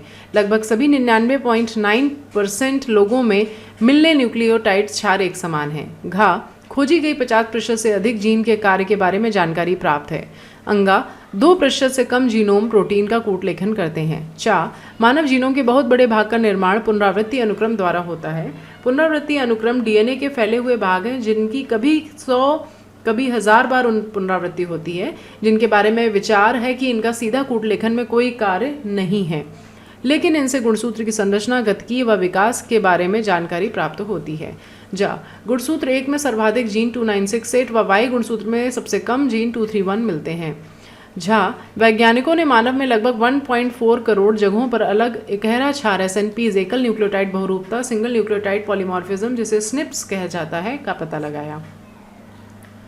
उपरोक्त जानकारी से गुणसूत्रों में उन जगहों जो रोग आधारित अनुक्रम मानव इतिहास का पता लगाने में सहायक है के बारे में जानकारी एकत्रित करने में काफ़ी सहयोग प्रदान किया गया। 6.9.2 उपयोग व भविष्य की चुनौतियाँ। डीएनए अनुक्रमों में प्राप्त सार्थक जानकारियाँ व शोधों से आने वाले दशकों में जैविक तंत्र को समझने में काफ़ी सहूलियत रही। इस बृहत कार्य को पूर्ण करने में विश्व के सार्वजनिक व असार्वजनिक क्षेत्र में कई हजार विभिन्न क्षेत्रों के विशेषज्ञों व रचनाकारों का योगदान रहा। HG अनुक्रमों का सबसे महत्वपूर्ण प्रभाव यह रहा कि जैविक अनुसंधानों से मूलतः नए आयामों का समावेश हो सका। पहले शोधकर्ता एक समय पर एक या कुछ जीन के बारे में ही अध्ययन कर पाते थे। पूर्ण जीनोम अनुक्रमों व नई तकनीकों के आधार पर अब काफ़ी व्यापक स्तर व व्यवस्थित तरीके से उठने वाले प्रश्नों को हल करने में सहायता मिली है। इससे जीनों में मिलने वाले सभी जीन के बारे में अध्ययन किया जा सका। उदाहरणार्थ विशेष ऊतकों या अंग या अर्बुद में मिलने वाले सभी अनुलेखों व हजारों जीन व प्रोटीन आपस में जुड़े हुए तार की तरह कैसे कार्य करते हैं, इनसे प्राप्त जानकारी से जीवन के रसायन को वांछनीय बनाने में उपयोगी रहा। 6.10 डीएनए अंगुली छापी यानी डीएनए फिंगरप्रिंटिंग। पिछले खंड में यह बताया गया कि मनुष्यों में मिलने वाले क्षार अनुक्रम लगभग 99.9% सेम होते हैं। यह मानते हुए कि मानव जीनों में 3 × 10⁹ क्षार युग्म है, तो कितने क्षार अनुक्रमों में अंतर है? डीएनए के अनुक्रम में मिलने वाले अंतर व्यक्ति विशेष के समलक्षणीय रूप आकार को निर्धारित करते हैं। यदि किसी का उद्देश्य 2 व्यक्तियों या किसी जनसंख्या के लोगों के बीच आनुवांशिक विभिन्नता का पता लगाना हो तो हमेशा डीएनए का अनुक्रम ज्ञात करना होगा, जो एक कठिन व महंगा कार्य है। कल्पना करो कि 3 × 10⁶ क्षार के बीच तुलना की है। दो व्यक्तियों के डीएनए अनुक्रमों के बीच तुलना करने हेतु डीएनए अंगुली छापी यानी डीएनए फिंगरप्रिंटिंग एक फास्ट मेथड है। डीएनए फिंगरप्रिंटिंग में डीएनए अनुक्रम में स्थित कुछ विशिष्ट जगहों के बीच विभिन्नता का पता लगाते हैं। इसको पुनरावृत्ति डीएनए यानी रिपीटेटिव डीएनए सीक्वेंस कहते हैं।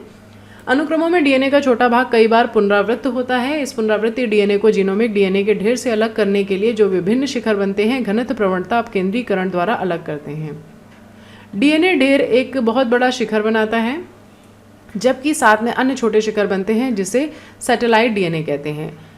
क्षार घटकों, खंडों की लंबाई व पुनरावृत्ति इकाइयों के आधार पर अनुषंगी, लघु अनुषंगी आदि में वर्गीकृत किया गया है। अनुक्रम सामान्यतया किसी भी प्रोटीन का कूटलेखन नहीं करते हैं, लेकिन ये मानव जीनोम के अधिकांश भाग में मिलते हैं। ये अनुक्रम उच्च श्रेणी बहुरूपता प्रदर्शित करते हैं, जो डीएनए अंगुली छापी का आधार है।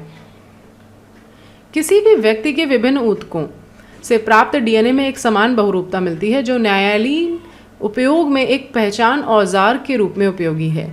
चूंकि बहुरूपता जनक से बच्चों की ओर वंशागत होते हैं, इसलिए डीएनए फिंगरप्रिंटिंग विवाद की स्थिति में पैतृत्व परीक्षण में सहायक है। डीएनए अनुक्रम में मिलने वाली बहुरूपता के साथ डीएनए फिंगरप्रिंटिंग मानव जीनोम के आनुवंशिक नक्शे को तैयार करने में लाभदायक है। साधारण तौर पर हमें यह समझ लेना चाहिए कि डीएनए बहुरूपता क्या है। बहुरूपता उत्परिवर्तन के कारण ही उत्पन्न होता है। आप अध्याय 5 व इस अध्याय के पिछले खंडों में उत्परिवर्तन के विभिन्न प्रकार व उनके प्रभावों के बारे में पढ़ चुके हैं। किसी व्यक्ति में नए उत्परिवर्तन उसकी कायिक कोशिकाओं या जनन कोशिकाओं में पैदा होता है। यदि जनन कोशिका उत्परिवर्तन किसी व्यक्ति की संतानोत्पत्ति क्षमता को गंभीर रूप से प्रभावित नहीं करते हैं, तो ये उत्परिवर्तन स्थानांतरित होता है, जिससे जनसंख्या के दूसरे सदस्यों में यह फैल जाता है। विकल्पी अनुक्रम विभिन्नता, जिसे परंपरागत रूप से डीएनए बहुरूपता कहते हैं, मानव जनसंख्या में 0.01% से अधिक आवृत्ति में एक विस्थल में असंगति मिलने से होती है। साधारण तौर से यदि एक वंशागत उत्परिवर्तन जनसंख्या में उच्च आवृत्ति से मिलता है, तो इसे डीएनए बहुरूपता कहते हैं। उपरोक्त विभिन्नता की संभावना अव्यक्तिक डीएनए अनुक्रम में ज़्यादा होती है व अन्य अनुक्रमों में होने वाला उत्परिवर्तन व्यक्ति की प्रजनन क्षमता को प्रभावित नहीं कर पाता है। इस तरह के उत्परिवर्तन एक पीढ़ी से दूसरी पीढ़ी में एकत्रित होते रहते हैं, जिसके फलस्वरूप विभिन्नता बहुरूपता उत्पन्न होती है। बहुरूपता विभिन्न प्रकार की होती है, जिसमें एक न्यूक्लियोटाइड में या विस्तृत स्तर पर परिवर्तन होता है।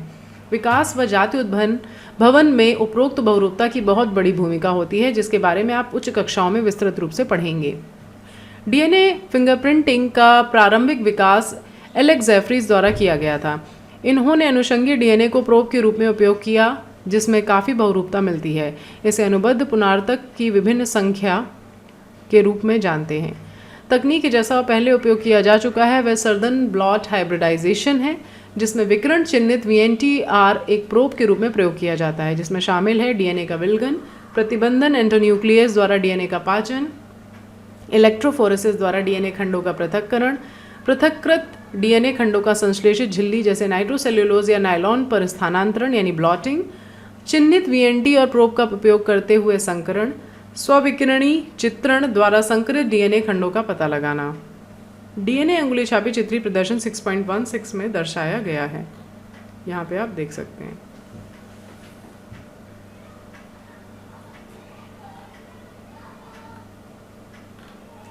VNTR अनुषंगी डीएनए के श्रेणी से संबंधित है, इसलिए इसे लघु अनुषंगी कहते हैं। इसमें एक छोटा डीएनए अनुक्रम बहुरूपीय संख्या में अनुबद्ध व्यवस्थित होता है। किसी व्यक्ति के एक गुणसूत्र से दूसरे गुणसूत्र की रूपीय संख्या में विभिन्नता मिलती है। पुनरावृत्तों की संख्या में बहुत उच्च श्रेणी की बहुरूपता मिलती है, जिसके फलस्वरूप VNTR के आकार परिवर्तित होते रहते हैं। इसके आकार 0.1 से 20 किलोबेस के होते हैं। VNTR प्रोब के संकरण के फलस्वरूप प्राप्त स्विकिरण चित्र में विभिन्न आकार की पट्टियां दिखाई पड़ती हैं। ये पट्टियां किसी व्यक्ति के डीएनए की विशिष्ट प्रारूप को व्यक्त करती हैं। ये पट्टियां एक युग्मज जुड़वा को छोड़कर किसी भी जनसंख्या के एक व्यक्ति से दूसरे व्यक्ति से भिन्न होती हैं। पॉलीमरेज चेन अभिक्रिया का उपयोग करके तकनीक की संवेदनशीलता को बढ़ा सकते हैं। इसके फलस्वरूप किसी भी एक कोशिका से प्राप्त डीएनए से पर्याप्त डीएनए अंगुली छापी यानी डीएनए फिंगरप्रिंटिंग विश्लेषण किया जा सकता है। न्यायालयीन विज्ञान में उपयोग के अतिरिक्त इसका बहुत अधिक उपयोग जैसे जनसंख्या व आनुवांशिक विभिन्नता के निर्धारण में वर्तमान समय में कई प्रकार के समपरीक्षक का उपयोग डीएनए फिंगरप्रिंटिंग बनाने में किया जा रहा है। सारांश, न्यूक्लिक अम्ल न्यूक्लियोटाइड्स का एक लंबा बहुलक है। डीएनए आनुवांशिक सूचनाओं को संग्रहित करने जबकि आरएनए मुख्यतया सूचनाओं के स्थानांतरण व अभिव्यक्ति में सहायता करते हैं। डीएनए व आरएनए दो आनुवांशिक पदार्थ के रूप में कार्य करते हैं, लेकिन डीएनए रासायनिक व संरचनात्मक अधिक स्तर होने से उपरयुक्त आनुवांशिक पदार्थ हैं। फिर भी आरएनए सबसे पहले विकसित हुआ, जबकि डीएनए आरएनए से प्राप्त हुआ। डीएनए के द्विश्रृंखला कुंडलित संरचना की विशिष्टता उसके विपरीत रज्जुकों के बीच उपस्थित हाइड्रोजन बंध है। नियम के अनुसार एडेनिन थाइमिन से 2 हाइड्रोजन बंध द्वारा जुड़ा होता है, जबकि ग्वानिन व साइटोसिन 3 हाइड्रोजन बंध द्वारा जुड़े होते हैं। इससे एक रज्जुक दूसरे के पूरक होते हैं। डीएनए की प्रतिकृति सेमी कंजर्वेटिव ढंग से होती है, जबकि यह प्रक्रम पूरक हाइड्रोजन बंध द्वारा निर्देशित होता है। साधारण ढंग से कहा जाए तो डीएनए का यह खंड जो आरएनए को कूटलेखन करता है उसे जीन कहते हैं। अनुलेखन के दौरान डीएनए का एक रज्जुक टेम्पलेट के रूप में कार्य करता है, जो पूरक आरएनए के संश्लेषण में दूत आरएनए को सक्रिय करता हुआ स्थानांतरित हो जाता है। जीवाणुओं में अनुलेखित एमआरएनए क्रियात्मक होता है, अतः वे सीधे ही हो जाता है। सुकेंद्रीय में जीन विखंडित होते हैं। व्यक्तिक अनुक्रम एक्सॉन के बीच में अव्यक्तित अनुक्रम इंट्रॉन मिलता है। इंट्रॉन को लगकर व एक्सॉन को स्प्लाइसिंग द्वारा आपस में जोड़कर सक्रिय आरएनए का निर्माण करते हैं। दूत आरएनए में मिलने वाले क्षार अनुक्रमों को 3 के समूह में पढ़ते हैं, जो एक अमाइनो अम्ल का कूटलेखन करते हैं। अंतरण आरएनए द्वारा आनुवांशिक कूट को पूरकता के सिद्धांत पर पढ़ा जाता है, जो एक अनुकूलक अणु के रूप में कार्य करता है। प्रत्येक अमाइनो एसिड के लिए विशेष अंतरण आरएनए होते हैं। टीआरएनए विशिष्ट अमाइनो एसिड को अपने एक किनारे से जोड़ता है व दूत आरएनए पर स्थित कूट से अपने एंटीकोडॉन के बीच हाइड्रोजन बंध बनाकर युग्मित होता है। स्थानांतरण स्थल राइबोसोम है, जो दूत आरएनए से जुड़कर अमाइनो एसिड को जोड़ने के लिए पेप्टाइड बंध बनाने के लिए उत्प्रेरक का काम करता है, जो एक आरएनए एंजाइम राइबोजाइम का उदाहरण है। स्थानांतरण एक प्रक्रम है जिसका विकास आरएनए के इर्द गिर्द हुआ है, जो इस बात का सूचक है कि जीवन का विकास आरएनए से हुआ है। चूंकि अनुलेखन व स्थानांतरण ऊर्जात्मक एक बहुत ही महंगी प्रक्रिया है, इसलिए यह दृढ़तापूर्वक नियमित होते हैं।